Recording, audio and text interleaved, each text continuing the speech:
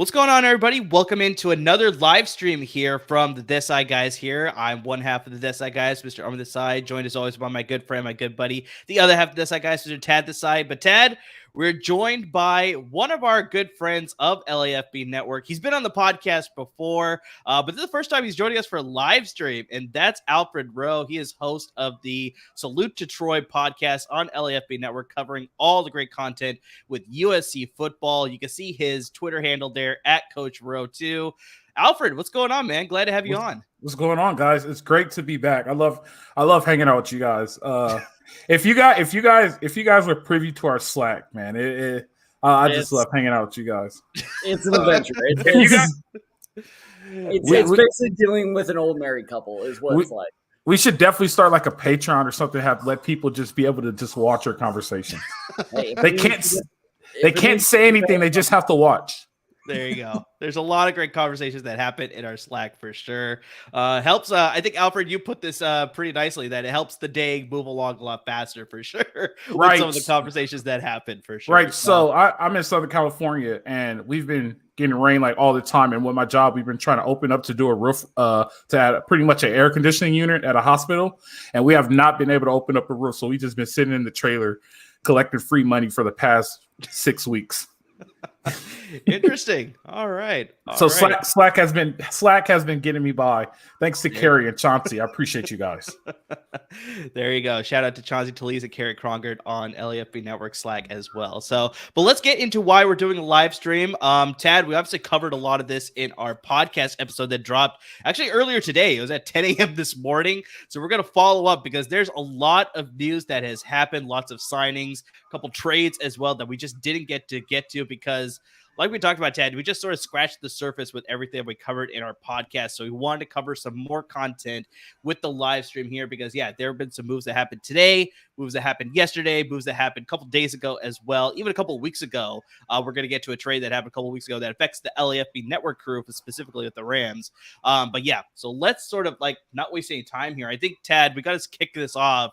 Tad and Alfred got to kick this off with all of the news surrounding Aaron Rodgers and the New York Jets. There was the big spectacle about him. You know, I'm going to be on the Pat McAfee show at 10 a.m. Pacific time, 1 p.m. Eastern time, or whatever it was. And he's going to have a big announcement and everybody's tuning in. I think Ryan Dyer, CEO of LAFB Network, he was posting that it had higher ratings than most TV channels during that same time. So I was like, it beat the average viewership of most NHL games. So it had more viewership. This YouTube video had more viewership than most hockey games do. It was, when I checked it was at 416,000. Yeah, it's insanity just how much interest was gained into this and what Aaron Rodgers was going to say. And pretty much it was what we all suspected, that, you know, he wants to play for the New York Jets. They're trying to hammer out a deal. There's a lot of there's a rumor out there that the Packers are trying to seek 2 first-round picks, very similar to the Matthew Stafford trade between the Rams and the Detroit Lions. So it's like, I'm not sure whether that's going to come to fruition, but just overall, it's pretty much Aaron Rodgers wants to play in New York. It's just figuring out all the details. So it's like, yeah, it was exciting, I guess, but just overall, it wasn't really necessary that we needed to have this whole big announcement and all this stuff. But just, Alfred, I'm going to pass it to you here. Just like, what do you think about this whole spectacle surrounding Aaron Rodgers and the New York Jets right now? I mean, he's pretty much like his predecessor, right? Like we've seen this before. It's nothing new. My only thing about it is, like, does he do 1 year with the Jets and then go to the Vikings next year and make an epic playoff run? Right? Right? Trajectory, that would be so hilarious. That'd be it's just, I will tell you this. My wife gives me shit about this all the time. She says I have a bro crush on Aaron Rodgers. So, like, I feel like Aaron Rodgers is one of the best quarterbacks in the NFL still. He had a freshman team last year, and he was a little bit above average with pretty much nothing. He's getting put in a situation where he has a great young rookie nucleus. He's in a team that's trending up. It's not trending up fast, but they are trying to make moves to trend up and compete. It's a great spot for him. And if he's going to do it, then just go ahead and do it. But the biggest flaw of Aaron Rodgers, and I will say, and there's very few flaws of Aaron Rodgers. I mean, people say he's a bad person, but we don't have to drink a beer with him. He just has to perform on Sunday, right? He's a media whore.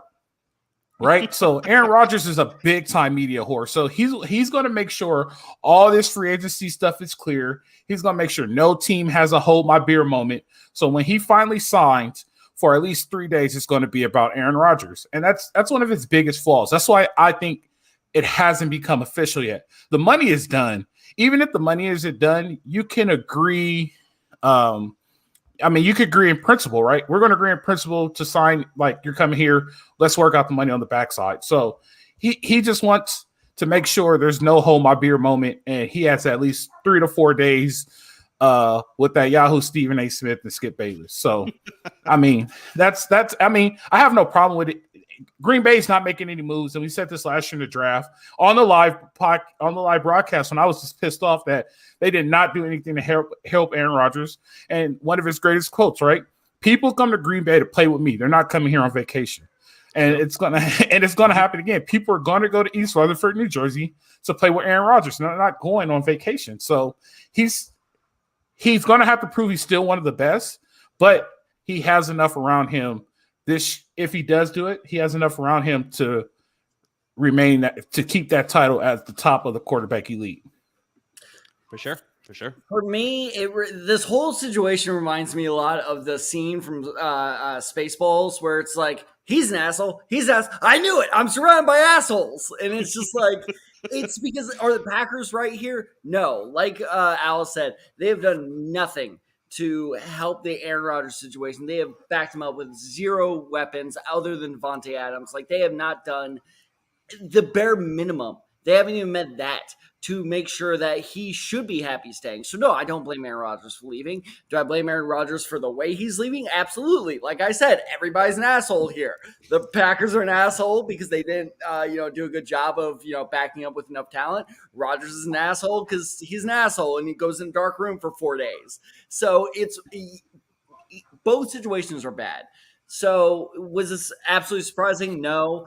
I will fight against Al on one thing. I do wonder, and this is complete speculation, obviously, but I do wonder, especially with the Lazard trade signing, if part of the thing holding up the trade is if the Packers are waiting for Elijah Moore or a key receiving piece like that to be part of this trade package. So I don't blame the Packers for getting the optimal amount here, but I don't totally think it's on Aaron Rodgers for the wait either. So I think this will happen, obviously, but I do think the Packers are a little bit to blame as well. And if you heard that in the background, I apologize. Cap is playing around. But I think that, it's one of those things that the trade package is going to be very interesting because I don't think the Jets want to give up 2 first-round picks. I do think that the Packers will want something to replace that first-round pick, though, of like a player of value. So I keep on bringing this guy up. Elijah Moore is a player to keep your eye out for because and Ted, there's a reason you keep bringing him up because Elijah Moore has been on the trade block with the New York Jets before. He has requested a trade.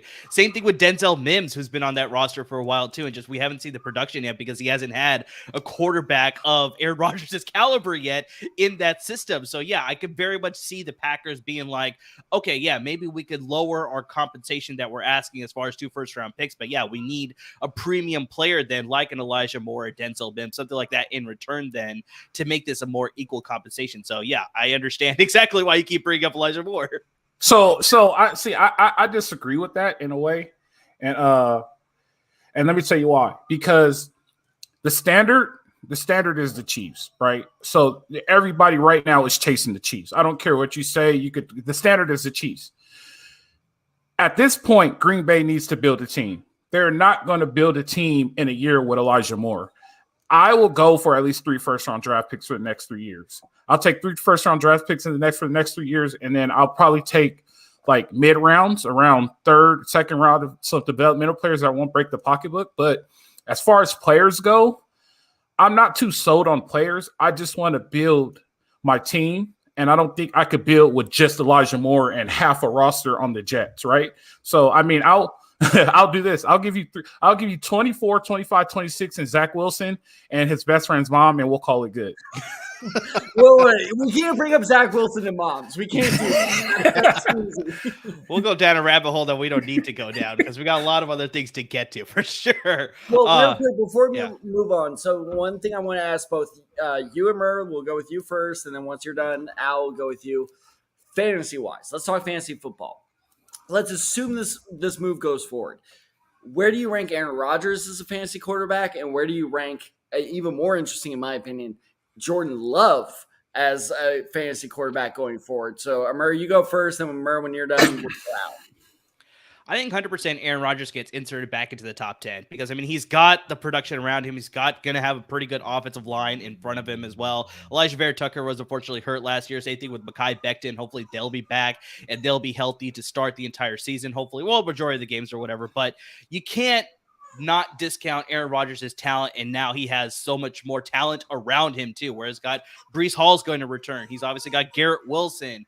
Corey Davis, I think, will look a lot better. The tight end position with Corey Davis. I forgot CJ Uzomah signed then, and he didn't look all that great because he was dealing with injuries, but he'll look pretty good with Aaron Rodgers throwing in the ball. So it's just automatically, I think Aaron Rodgers is in that top 10 conversation. I have to see how he performs still a little bit to make him into the top 5 possibly, because he has no mobility. That's where some of these other quarterbacks are going to rank ahead of him, like, you know, your Justin Fields, your Kyler Murrays, your Lamar Jacksons, possibly, you know, that sort of thing. But yeah, easily into the top 10 again.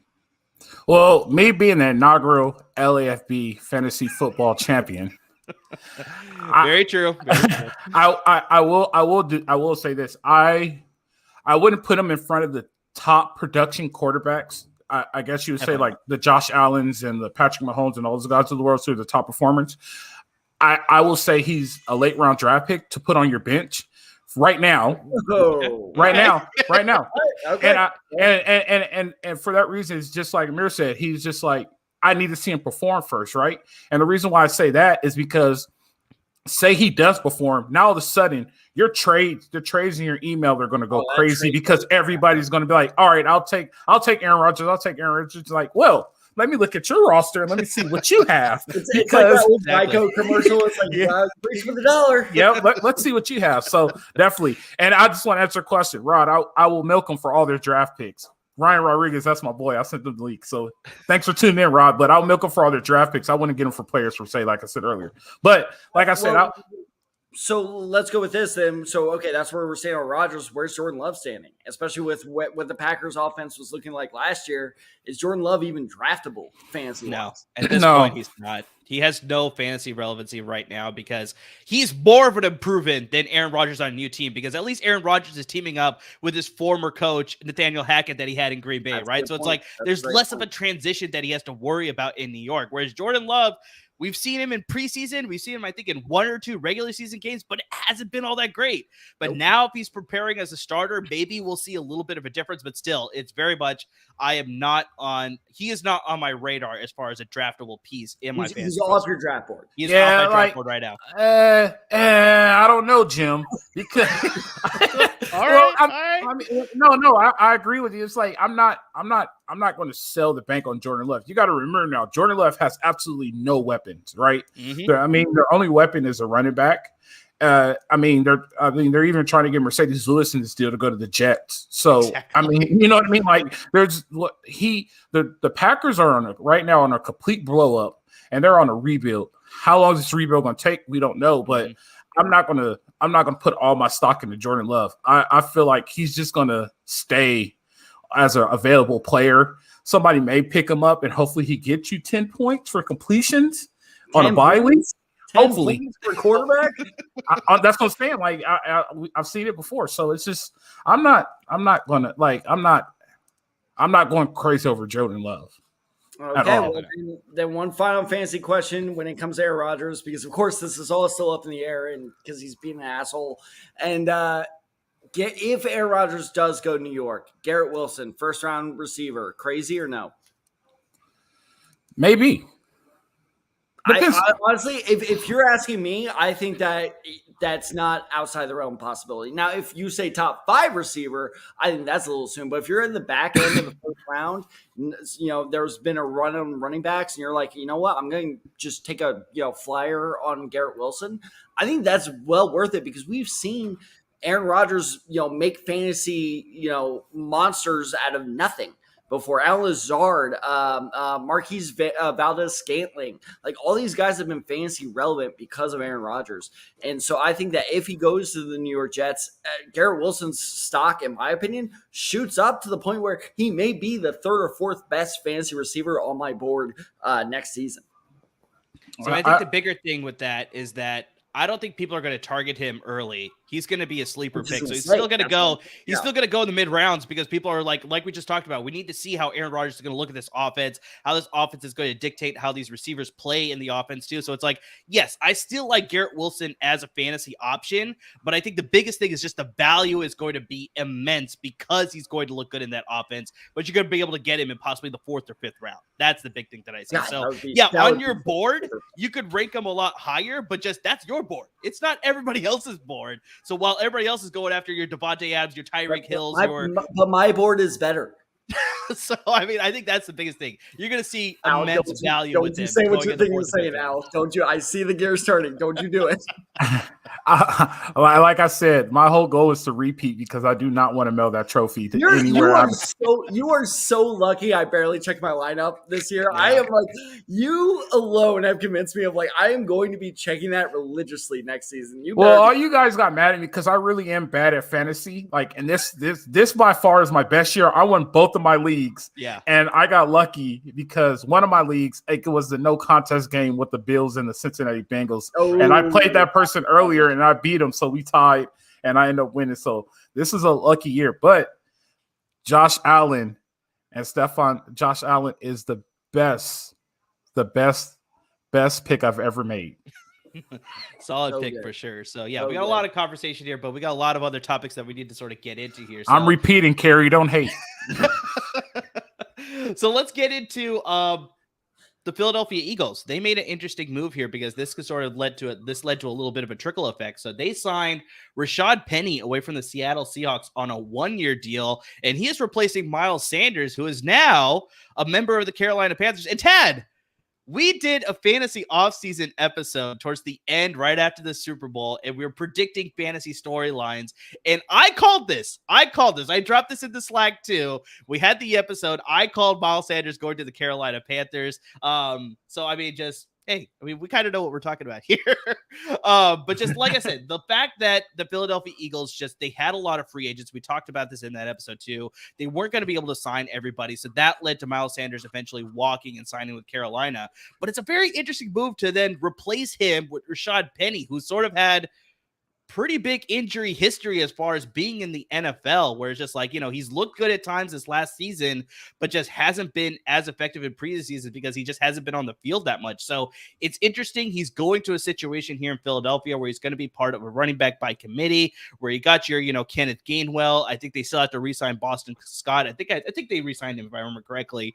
But just he doesn't have to worry as much about being the main guy like he was in Seattle when they drafted him, right? But just still, I wonder just if he gets hurt again, that's just going to affect Philadelphia's running game. I don't doubt that they're probably going to draft a guy in the draft, but just Tad, how do you feel about this whole situation here with replacing Miles Sanders with Rashad Penny in Philadelphia? This just shows how good Philadelphia's front office is because they understand where the value lies, right? The value wasn't paying Miles Sanders, and we'll get into his contract, but Carolina gave him $25 million. Miles Sanders is not a bad running back, don't get me wrong. He is not worth $25 million. And the Eagles are cash strapped. They just brought back Fletcher Cox on $10 million contract. Which apparently was a hometown discount, $10 million. They lost Javon Curse. They are losing a lot of people. Javon Curse, Javon Hargrave. Javon Hargrave, sorry. Javon Curse was maybe a decade ago. Oh my God. Chauncey Gardner-Johnson, is that his name? Yes, you actually got that one right. I nailed that one. It's always the hyphens. The hyphens get me very, very worried. Darius Slay. Darius Slay was released. They have all these guys out there that they need to re-sign, and no, we're not going to waste money on a position where we can find, the production elsewhere. So they sign Rashad Penny in a 1-year deal, which is fine. I think it's a fine signing. It's going to be there. Literally, we were talking about this last night. Is Jimmy Garoppolo from Derek Carr a lateral move or a downgrade? Blah blah blah. We discussed that for a bit.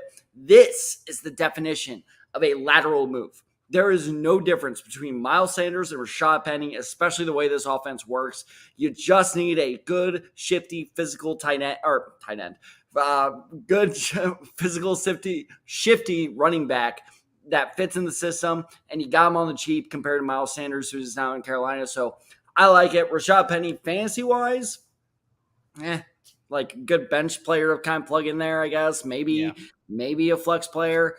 Same with Boston Scott. Like I said, it's going to be the same Eagles offense. That's why it's a literal lateral move. Is we're going to see no difference other than the name on the back of the jersey. Well, Ted, I want to cut you off there because that's why we have Alfred here, our resident coach and our schemer here. So it's like, do you see this as a lateral move between Rashad Penny and Miles Sanders? And will the offense operate the same way? Like, what are your thoughts there, Alfred? Well, yeah, the offense is going to operate the same way. Nothing's changed. Jalen Hurts isn't going anywhere. So I don't see it as a lateral move. I see it as a change in the running game per se, because the Eagles do try to master that power running game and the gap scheme. And Rashad Penny is more of a gap scheme type running back compared to Miles Sanders. He's like a quick zone back. So it fits them, and the contract fits them because it's like, all right, you had injury issues. Yeah. Let's see what you do. We'll give you a year, and then let's talk about it next year, right? So, I mean, it's not if you're talking production wise, maybe I can say that, but I will say I would disagree. I'll say it's a slighter downgrade because Miles Sanders does show up in big games. When you need something big, Miles Sanders has done big things for you at times. And is that why you had such big stats in the Super Bowl? I mean, the Eagles didn't have big stats in general. I mean, like when we really got down to the brass tacks of it, 25 points are pretty big stats, my friend. All right, we'll talk about this at a later date. But it's more of a fit. It actually is a fit because you have that gap scheme power running game that the Eagles do want to play. So, I mean, for a number 2 back, that's not a bad pickup. I'll take a Rashad Penny. He's a big guy. He can run and he moves. So it's not a bad pickup. And it's a scheme fit. I will counter back on this.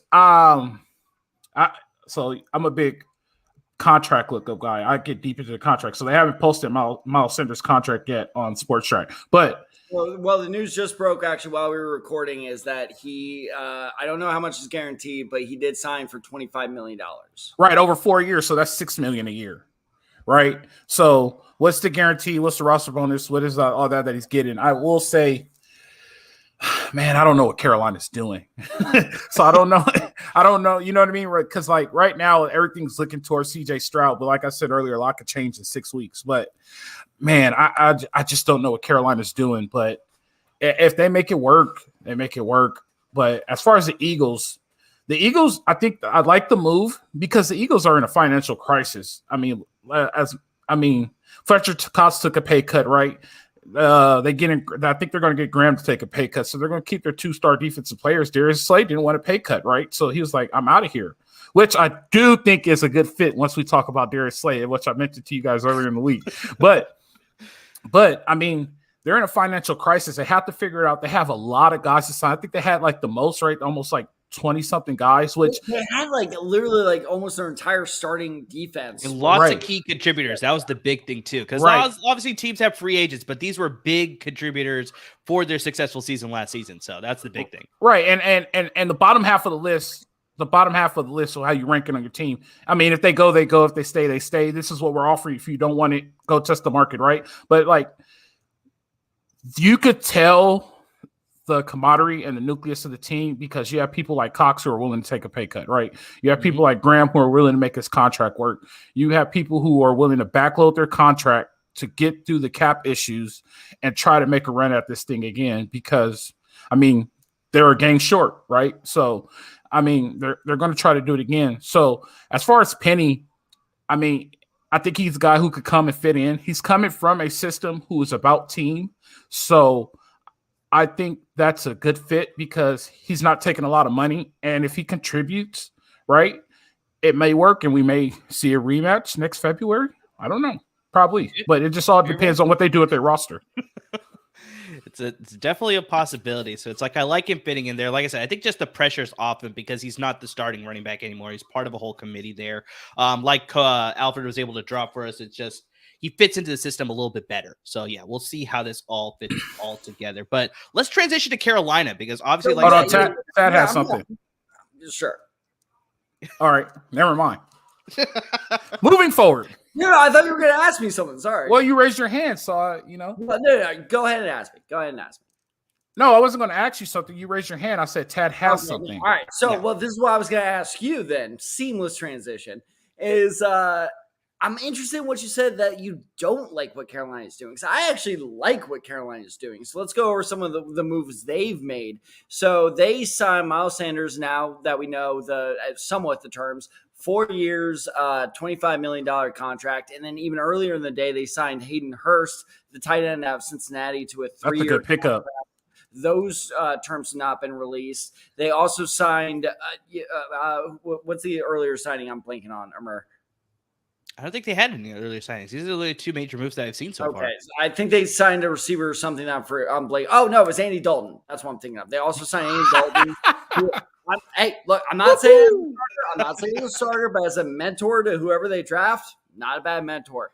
So it seemed, because we were talking when they, the Panthers first made that draft trade for the number 1 overall pick, as if like, okay, they're going to tank this year and then, slowly build around their quarterback. It doesn't seem like they're doing that anymore. It seems like they're going like, you know what? We may not win it all or may not win our division, but we're going to be competitive at the very least moving forward. So I'm interested that you said you didn't like what they were doing, because all their moves today, I like it. Like if no. I said I don't know what they're doing.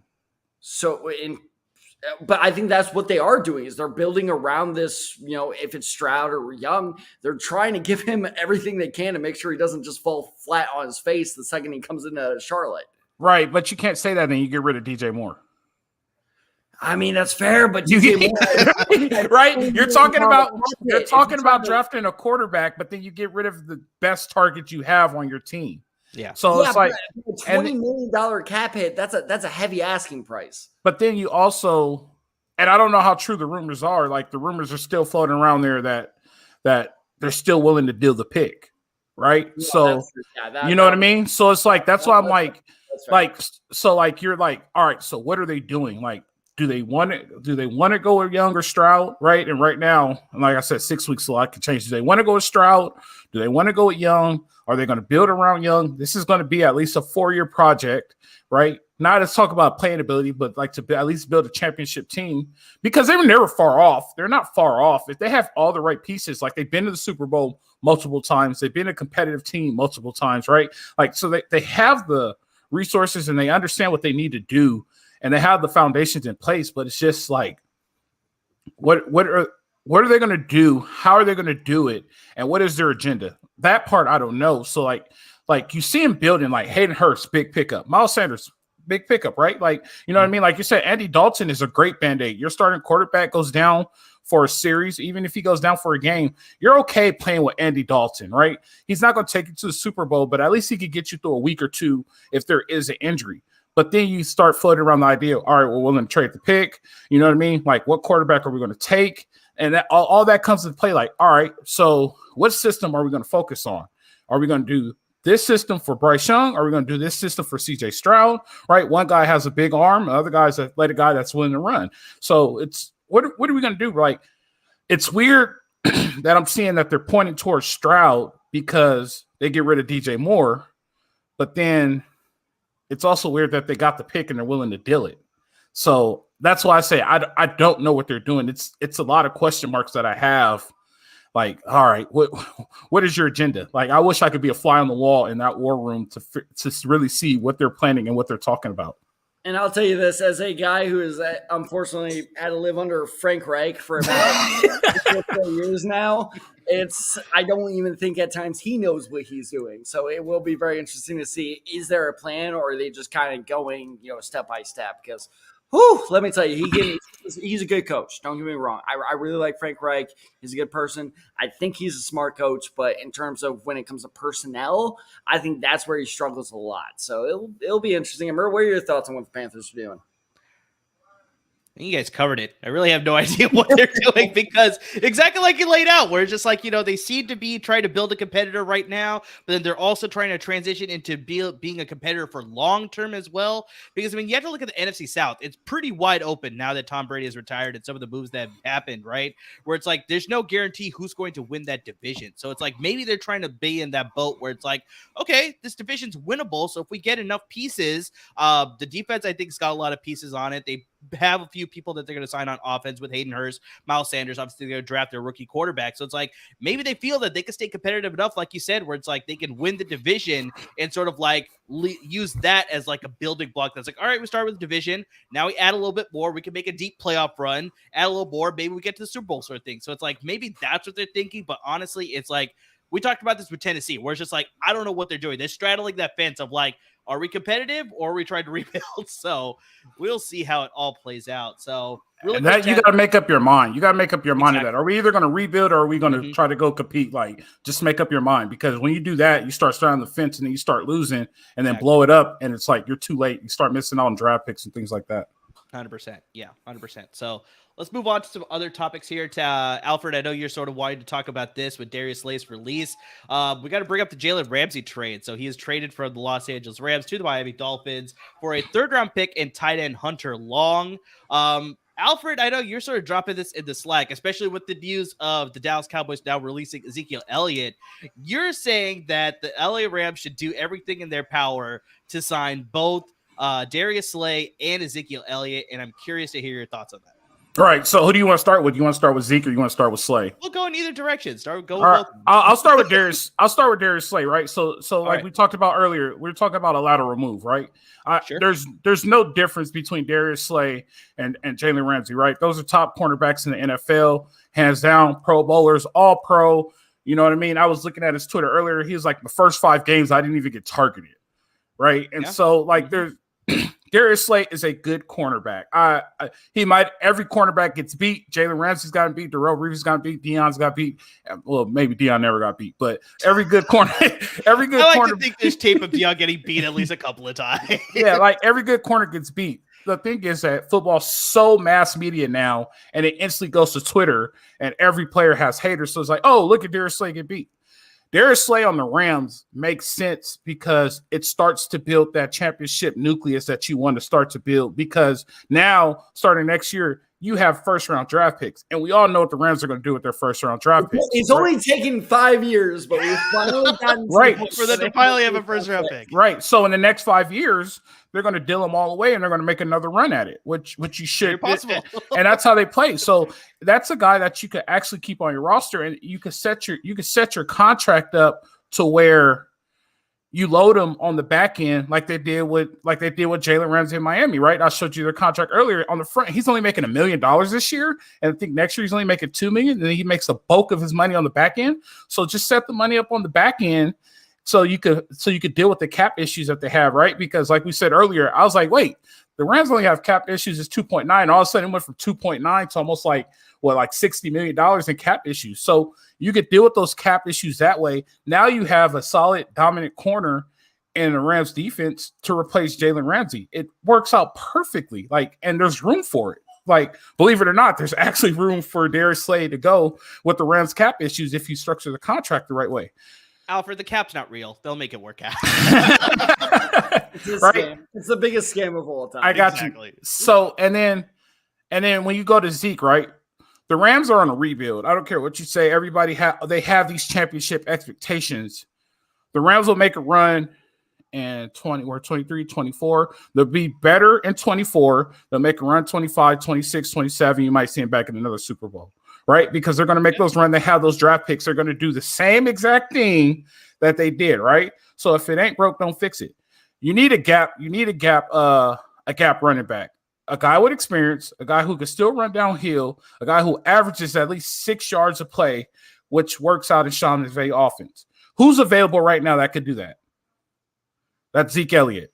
If you look at Zeke, he averages about 6 yards a carry, right? His production was down a little bit last year. It was about 4 point something, but it's just a gap year. You can sign him 2 years, 3 years just to get you over the hump and then let him go, right? And then I mean, he has experience. He can still run downhill. He hasn't changed the way he ran. I'm not saying use him to get you back to the Super Bowl. I'm saying use him as a number 2 running back that can make it first player. Use him as a number 2 running back. And now Sean McVay has another weapon, because I always say this, and I argue with my friends a lot that I talk football with. Zeke's best production is when he was catching the ball and running the ball. 100%. Once they stopped doing 100%. that, his production changed, and everybody's like, he's no good anymore. All right, Sean, here you go. You have a guy that is a multiple tool weapon. Even if you don't flex him out like they did the first couple of years, use him in the screen game. Use him in some type of passing game to where now you have to cover Zeke, and Cooper Kupp is always going to be an option. You can't double both, right? And so at least you have another threat. So Zeke is a short-term answer for the run, and he's affordable. So why not do it, right? Super Bowl's not the goal this year for the Rams. And if it is, and if you think the Rams are a Super Bowl team, wake up. Like, we have to be realistic with what's going on. Like, so let's use a gap year running back, at least could be productive and at least be competitive, right? Now, next year, you're going to start to see the build, and you're going to start to see the big trades, the blockbuster deals, and all of a sudden they'll make the run again. So that's why I say you can use those 2 guys. And then Darius Slay will be good enough to keep at least re-up, and he could be on one of those championship teams. Interesting. And Tad, I'll pass it to you here. Just I want to have one YouTube commenter saying, I could see Slay in the horns, but Zeke, no bueno. I think the interesting thing that Alfred laid out is just 100%. I think the Cowboys, when they used Zeke in his early years, they used him in both the running game and the pass game. That's what made him a lot more effective. But the only thing, Tad, that we've sort of like kept reiterating, especially with the Dallas Cowboys, now that they're transitioning to Tony Pollard, is just they overuse Zeke. So, I mean, it's like, I wonder if that's going to be a factor wherever he signs, whether that's with the Rams, whether it's that somebody else. It's just, I wonder if like that's going to be a factor. But like Alfred also laid out, if he's the number 2 running back and you're going to pair him up with Cam Akers, then I'm totally fine with that. But yeah, Tad, what are your thoughts on this whole Alfred sort of play here to get Darius Slay and Zeke Elliott on the Los Angeles Rams? Well, Darius Slay, I think, is, like Al says, a perfect fit for the Rams. You just got rid of Jalen Ramsey. You don't want to go in a full rebuild. You still want to kind of compete. So yeah, Darius Slay makes absolute sense in LA. Here's what drives me nuts about Zeke, because I don't even like Zeke. Like, he went to Ohio State. He went to my rival high school. Like, I've hated this guy since I was, like, 16 years old. He goes to the Cowboys, who I also hate. Like, but I'm almost frustrated or angry on his part because, Al, maybe you can speak to this more. The Cowboys just didn't use him correctly for the last 2 years. It was basically just like, hey, we need a trucker. There's a giant pile. Go, run. Just go beat this pile. Like, that's basically what they did with him for the past 2 years. And it was like, wow, you do that 200 times and you start breaking down a body. And like that, it really drove me nuts because he is a talented running back and they just did not utilize him properly. They basically tried to use him like a 1980s, era running back. And it was so frustrating to watch because he's capable of more than that, excuse me. Now my concern is I'm not sure if he is anymore. I think they might have beaten him down enough to the point where is his body capable of being, that dual threat running back that we've been talking about? That's my concern. But if you ask me, the Cowboys absolutely screwed Zeke every which way here. The only reason I could give you is that Kellen Moore was the OC. He's a pass first guy. And he had weapons on the outside. And so I think he just wanted to utilize those weapons. But Tad, that has been my question for the past 3 years. Like, why are they using Zeke so different now? You know what I mean? And I mean, you know what? They use him like John Riggins. They were pretending like he was John Riggins. Right. But if you look at his national championship team, he was a power running back. They ran power. He was, but that was also when he was 20 years old. Right. I agree. But also he's very good in the pass game. And he's an excellent. He's one of the best running back pass blockers. I was actually just about to say that. They kept him in on crucial passing downs, but they needed to make sure they had the pass protection because Tony Pollard, he was all right, but not the same level as Zeke Elliott. Zeke might be the best pass blocking running back that we've seen in a long time. Like, he's took that craft and he's mastered it. Like, he's really, really good at it. So, I mean, I don't know why they stopped using him the way they use him. I can't answer that question, and I wish I knew because Like Zeke was my favorite. I was the biggest Zeke fan. McCarthy is a moron. That's why. Well, it was prior to Paul McCarthy too. It started happening a little bit with no, not Mike McCarthy. Mike McCarthy. Oh, jeez. Mike McCarthy. It happened a little bit. Lennon's the assistant OC, by the way. Yeah, like so. It's just I don't know. I can't answer that question for you, Tad. It was frustrating because his career ended not because of his actual production. His career is ending because his production was taken away from him. But like I said, if the Rams could sign him for the low, right, and get a decent deal out of it, maybe we might see a rebound. Like not a Hall of Fame saving career like he was on track for being, but at least like, oh, okay, I'll take. We might see some Zeke jerseys in the store. I'll say that. Like people will appreciate the production of a number 2 back because you're also saving reps, saving blows on the body. You know what I mean? You're not the guy, but you're a filler. So I think that could prolong his career a little bit longer. And, you know, it maybe could save his legacy, I guess you could say. But I'm all for Zeke. I'm a big Zeke fan. So let me ask this then for both of you.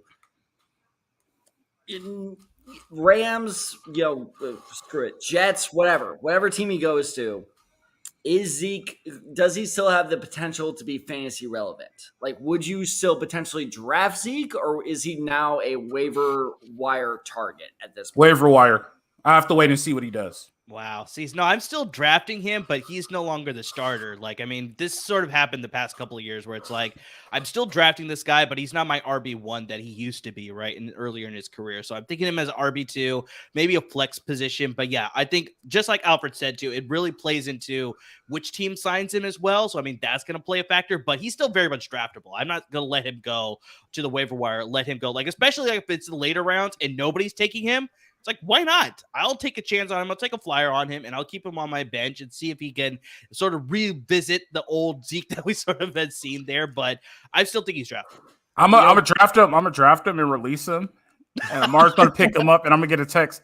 Alfred, the best release you ever gave me was exactly Ezekiel Elliott. Real quick. Do you guys want to hear my dark horse team to sign Zeke Elliott? Let's hear it. Tampa Bay Buccaneers. Apparently, there's already interest there. So it's not so much of a dark horse. Hey, that's dangerous. Playoff Lenny and Zeke in the same backfield. You could put them in the backfield at the same time. Well, Lenny's on the field. Lenny's gone, which is why he's no longer with the team. Yeah, Lenny's gone. Oh, Lenny's gone? Mm-hmm. Lenny's gone. Oh, man. He's a free agent. So that's why I had the Bucs played there because we may or may not get in this depending on time. But now that they have Baker Mayfield, clearly the Bucs, much like the other teams are not just taking, much like the Panthers are not like just laying down and being like, okay, we're going to take. They are here to compete. So, Zeke, if you want to compete right away, not a bad pickup. That is a. I will say this, and like I said earlier, the Chiefs are the standards, right? And the Bucs were the standard in the NFC and the NFC South for at least 2 to 3 years. We'll give them 2 to 3 years, right? Mm-hmm, mm-hmm. That they were chasing the Chiefs, which they caught them and they played them and they won a Super Bowl, right? Yep. The Chiefs are a dangerous team in the NFL because everybody's chasing them and they're building their rosters up to try to beat the Chiefs. And then when it comes contract time, it completely destroys your team. Yep. We're seeing this multiple times, and it's crazy what they're doing. The only ones right now who are keeping up with them, and their GM is really good, are the Bills. They're figuring out how to keep their contract, their roster intact. It's interesting what the Chiefs are doing to the NFL right now. It's true. They're sort of setting the standard for sure. But Tad, you sort of brought it up. I kind of wanted to transition there because he is a former Ram, and now he is, like you said, a member of the Tampa Bay Buccaneers. But yeah, Baker Mayfield signed a 1-year deal, $4 million with up to $8 million in incentives with the Tampa Bay Buccaneers. It's an interesting move because, I mean, we kept hearing before the Baker Mayfield trade that Kyle Trask is going to be the guy in Tampa Bay. He's going to get the first crack at being the starting quarterback for Tampa Bay. But then here they are signing Baker Mayfield. Blaine Gabbert, I think, is still in the conversation. I don't think for sure whether they're going to bring him back or not, but pretty much it's a two-horse race, right now between Baker Mayfield and Kyle Trask. And Tad, I know you're a big Kyle Trask fan. You sort of said this for a while that he needs to be, he's going to be the QB1 and he's going to be a feature star with the Tampa Bay Buccaneers. But just, yeah, it's interesting because, like you said, they're trying to stay competitive. They still got great receivers with Chris Godwin, Mike Evans. They got a good roster on offense. The defense, I think, showed some cracks. They did re-sign Jamel Dean, so that's a good move for That them. was huge. That was a big resign. But just the big thing was just like, how do you feel about Baker in Tampa? And then obviously, Tad, I'm going to pass to you to talk about Kyle Trask too. I hate you. Hey, in a few years, we'll be talking about Kenny Pickett the same way. Don't you bring up my boy Pickett. My boy Pickett looked good. How dare you, sir? Oh, Should have been Rookie of the Year. I will say he went in the first round, and none of you thought he was. But anyway, Pickett, TBD. We'll see. I met him at the Super Bowl, by the way, Al. I meant to text you about that. I looked at my dad. I was like, is that Kenny Pickett? My dad was like, who the hell is Kenny Pickett? I was like, God damn it. Oh, jeez. But anyway, look, I love Kyle Trask, but from everything I've read, this dude just doesn't have it. He's not picking up the offense from all reports. He's a little slow getting to it. I always say if he goes to the right coaching staff, that's what will happen. And I 100% not blame it, but I think that had Bruce Arians stayed on that staff, then this would be a different story. But the fact that Tom Brady then forced Bruce Arians out, and now that Todd Bowles is in, I think that's a misconstruction happening here. I know that's not a word. I was struggling to find the word, but I think that's where this interruption is happening with Kyle Trask's development. In terms of Baker Mayfield, especially fantasy wise, I don't hate it. To be totally honest, we saw Baker was a viable. I'm not saying good, but viable option with the Rams the last couple of weeks going into the end of the season. And like you said, with all the weapons with Cade Otton looked really good at tight end. I think that's a promising tight end they had there. Mike Evans, Chris Godwin. Who's the Minnesota guy they have? Tyler what? Tyler Johnson. Thank you. They have Tyler Johnson. So they have a very deep, receiving class. I think that receiving core, not class, excuse me. But I think there's enough there. I think people forget that Baker was progressing very well with the Browns up until he decided to play with half his body broken. And that's why his stats started sucking, because he wanted that contract. And so he gambled on himself. He gambled wrong. So I think there's still promise there for Baker to make up his NFL career. I don't think he'll be a star, but I think he'll be a viable starter. So Baker, kind of like what we were talking about earlier, if it's the later rounds, I need a backup quarterback. You could do a lot worse than Baker, in my opinion. Oh, no, you definitely could do a lot worse. But just, Alfred, as far as a fit point, because obviously Tom Brady is gone now. So now they're trying to find the next starting quarterback in Tampa Bay. So just what do you think about Baker Mayfield fitting in Tampa Bay's offense now? I mean, there's two people where when you say do dreams come true, Baker Mayfield and Tim Tebow are the two people that dreams actually do come true. I get it's 1 year and 8, but you got to stop making this man a starting quarterback in the NFL. This is the best football league, not just in America, in the world. And we're saying that out of all the 32 best teams in the world, Baker Mayfield is a starting quarterback. I'll back it up. Yeah. No. I'm just not for it. It is what it is.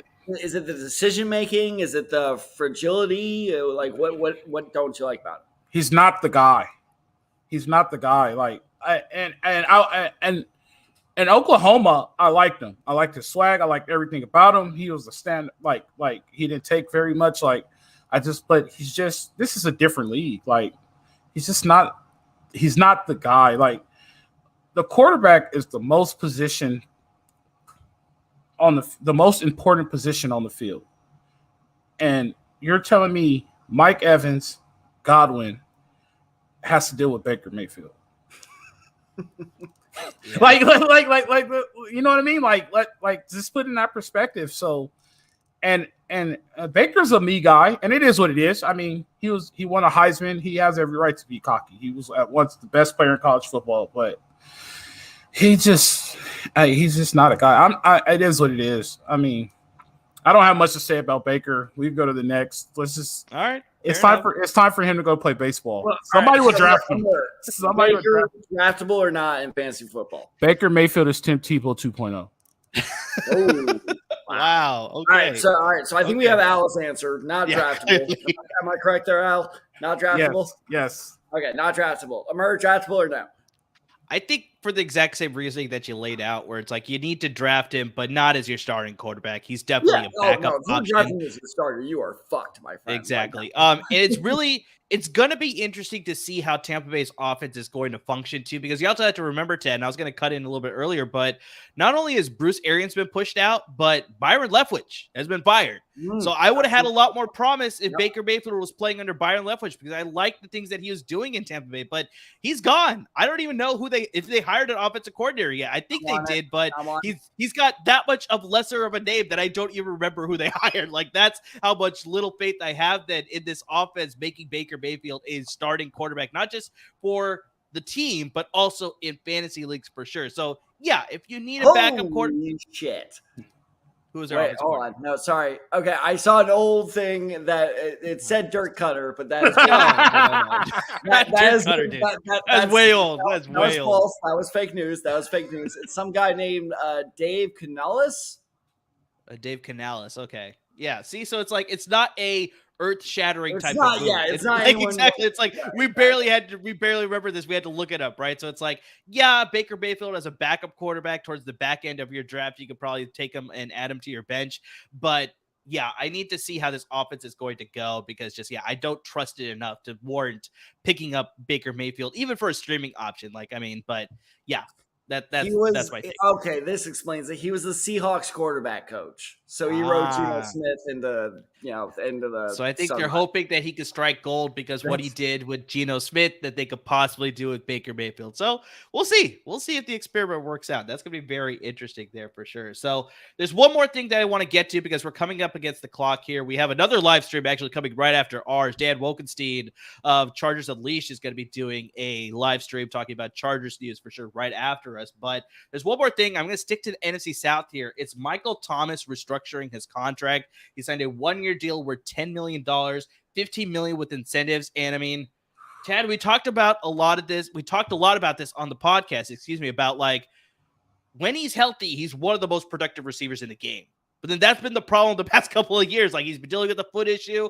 Obviously, the Saints offense has been dealing with some issues without Sean Payton and without Drew Brees. So it's like, maybe we thought, like, maybe inside his head, he's like, oh yeah, I'm not fully healthy. I'm going to sit out a little bit longer and rehab. But then we also saw cryptic tweets that he was tweeting out that's like, oh, the medical staff here was not all that reciprocative to what I wanted to do. And that led to my delay in my injury stats, things like that. Because he did come back for a brief period during the start of the season. And he looked pretty much like his old self, but then he hurt himself again. And that kept him out the entire length of the season again. So it's just like, I like the restructure. I like the incentives. I bet you it's a lot injury related too, because of what we've seen the past couple of seasons. But I'm going to push this to you, Tad. What do you think his fantasy value is? Because I'm not sure.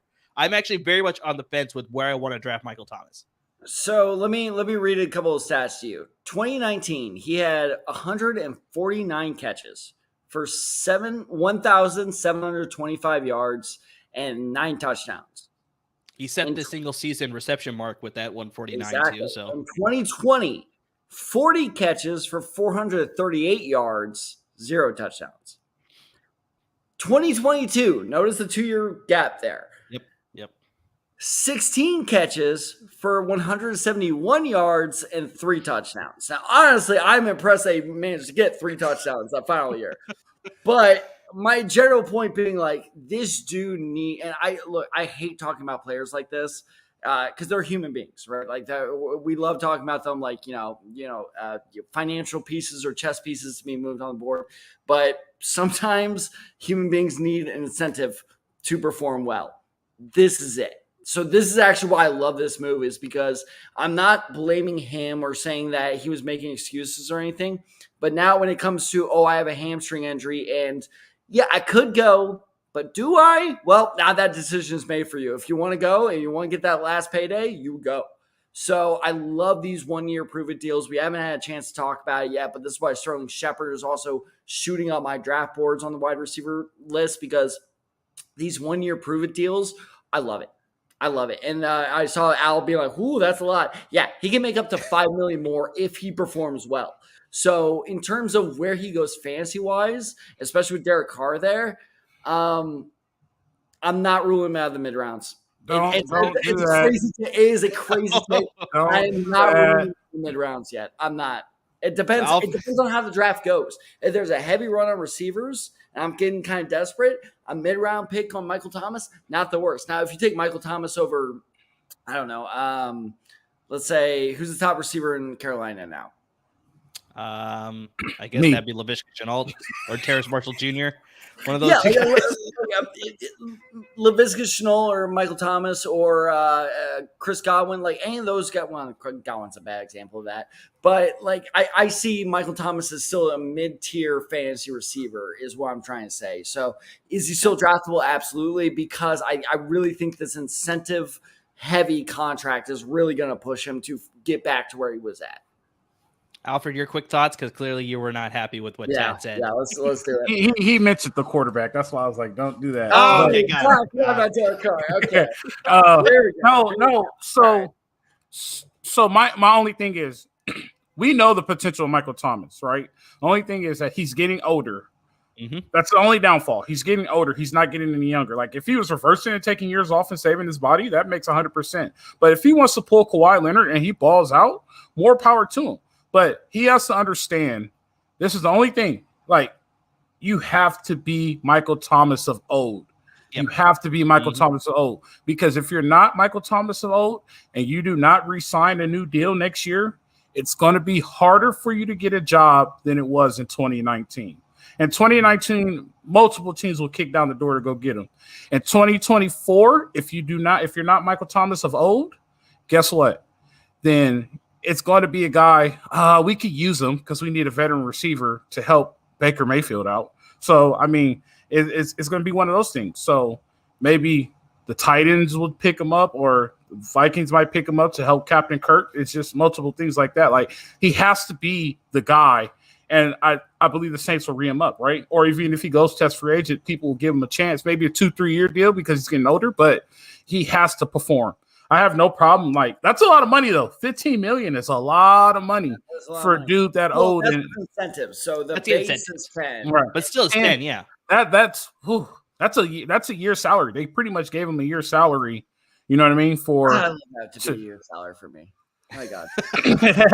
I'm just saying, like they gave him a year's salary, just pretty much like here's a year's salary. You have to play. Go do it. You know what I mean? So that's one of those things. But the issue is, his quarterback sucks, so I wonder how that's going to work out for him. I would love. If we have more time, we would debate this. I 100% would love to dive down that rabbit hole, but like I said, I was hoping we would talk about that on this show. I'm so mad we missed that. It's a little too old. We talked about that with like the Geno Smith and the Derek Carr stuff. We're like, damn it, it's just that much too old. But there's a lot to unpack there. Hey, we will touch on it later. So, Al, if you want to come on and touch about that later when we eventually do touch on that. I have ton of Derek Carr feelings. Oh, okay. All right. Well, I think we just got a future guest booking then. Yeah, easily. So yeah, like I said, we kind of are coming up against it. We want to make sure we could give some time to Dan Wilkenstein to give a live stream of all the Charger stuff that he's going to be talking about with all the free agency stuff. But yeah, I mean, like we sort of already planned out right here, Alfred's going to be coming on our podcast to talk more Derek Carr, free agency stuff, and the best way you can find out about all that stuff that's happening with the Side Guys Football Forum. You can follow us on Twitter. You see the handle all coming across right there. You got my personal handle, UrbanSide23. You got Tad's Tad at the Side 94. You got the show handle, The Side Guys, and we're on Instagram at The Side Guys. And of course, you see Alfred's in his handle on his screen there, Coach Row 2 on Twitter. So make sure you're talking to him. He's dropping some great knowledge when it comes to scheme fits and, of course, USC football, because I think, Tad, we're going to be reciprocating the offer, too, of him coming on our podcast. We'll be talking some USC prospects down the road on Alfred's podcast as well. But just, guys, I appreciate all the time. We dropped a lot of great knowledge. Unfortunately, we didn't get to everything that we wanted to. But, yeah, it was good for sure. All right, real quick, just grade it. You have a minute. You have less than a minute and a half. So hurry up. All right, just grade it. Amir, JuJu Smith-Schuster, 3 years, $33 million in New England. Grade it. C+. Yeah, B minus C plus. Okay, I give it a B. All right, cool. Well, as always, everyone, thank you so much for tuning in. Al, you got any plugs before we, shut Hey, off? Salute Detroit podcast. We'll have you all season. Hopefully, we get the next show on. We're rating the top 10 running backs of USC history. This is going to be one of the most debatable show ever. So once I get the boss man freed up, the top, not really top 10. Well, there are 10 running backs, right? So I would yeah. Top 10 running backs in USC history. Lendon White make the cut? Interesting. Does he? You got. Wow, you also got to remember. Got tuned in. I don't know if he does. Ah, shit. I'm gonna make my own top 10 and compare it. This is gonna be interesting. Wait, real quick, Tad. Real quick. We got a couple of seconds. Who do you have as number one? OJ or Reggie? Reggie. Ooh. Oh, come on. You got a big head shake from it. It's Reggie. I don't know. It's also OJ, though. It's also OJ. Reggie's quicker with a knife. All right. Sit, buddy. Thank you guys for joining. We appreciate you guys. Tune in for Dan Wilkinson next.